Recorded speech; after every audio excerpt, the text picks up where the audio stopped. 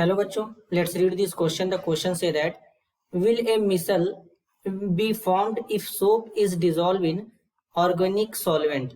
तो सबसे पहले समझेंगे बच्चों की कॉन्सेप्ट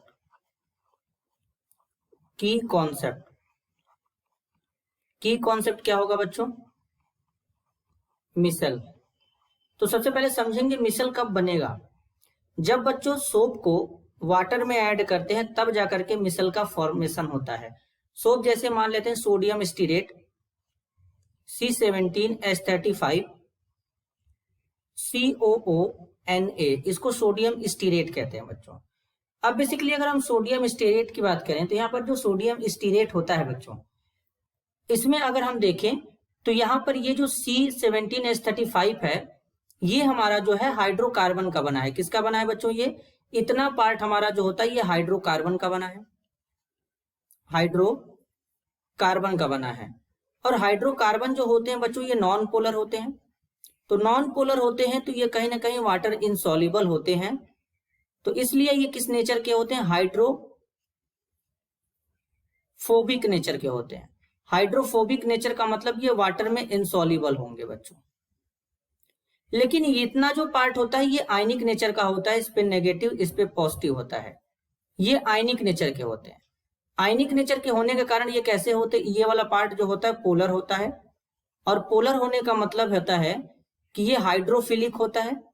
हाइड्रोफिलिक, अब हाइड्रोफिलिक का मतलब होता है बच्चों ये वाटर सॉल्युबल होता है, वाटर सॉल्युबल होता है।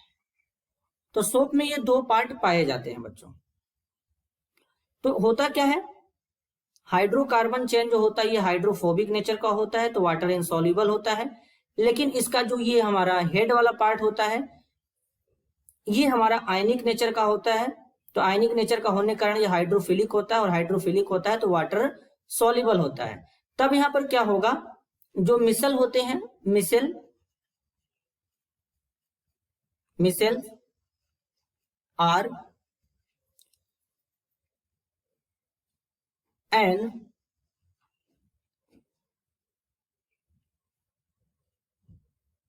aggregate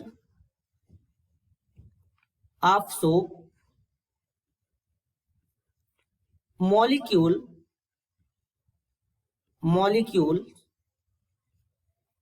that arrange themselves in a spherical shape, themselves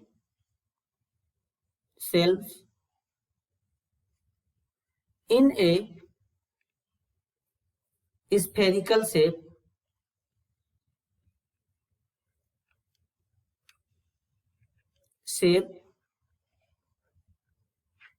in the soap solution,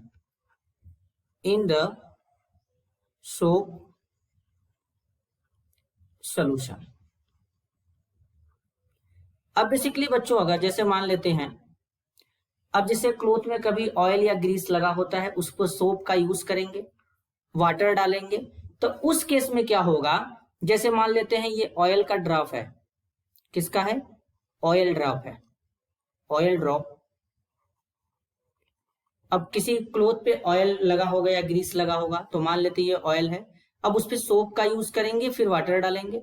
तो उस केस में क्या होता है कि जो हाइड्रोफोबिक पार्ट होता है वो किस पे, हाइड्रोफोबिक किस पे सॉल्युबल होगा? ऑयल वाले में, क्योंकि ऑयल जो होता है ये भी हाइड्रोफोबिक नेचर का होता है, वाटर इनसॉल्युबल होता है। तो इस तरीके से यहाँ पर ये इस तरीके से ये अरेंज हो जाते हैं, हाइड्रोफोबिक पार्ट इस तरीके से यहाँ पे, और जो हाइड्रोफिलिक पार्ट होता है वो नेगेटिवली चार्ज यहाँ पे इस तरीके से होता है,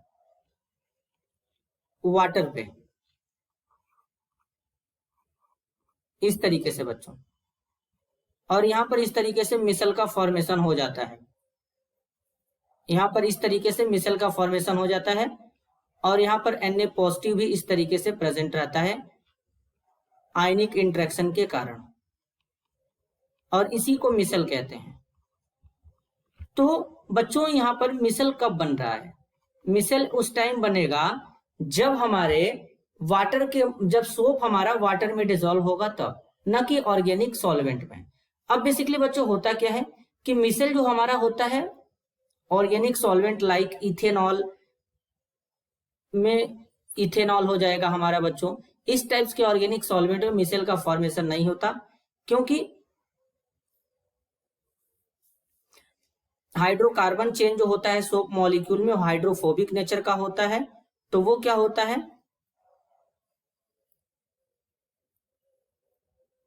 हाइड्रोकार्बन जो होता है बच्चों हमारा जो होता है सोप में, वो हाइड्रोफोबिक नेचर का होता है। तो हाइड्रोफोबिक नेचर होता है तो वो तो हमारा इनसॉल्युबल होता है बेसिकली किसमें, वाटर में। तो बच्चों यहाँ पर होता क्या है कि जो सोप में ये हाइड्रोकार्बन चेन होता है ये हाइड्रोफोबिक नेचर का होता है।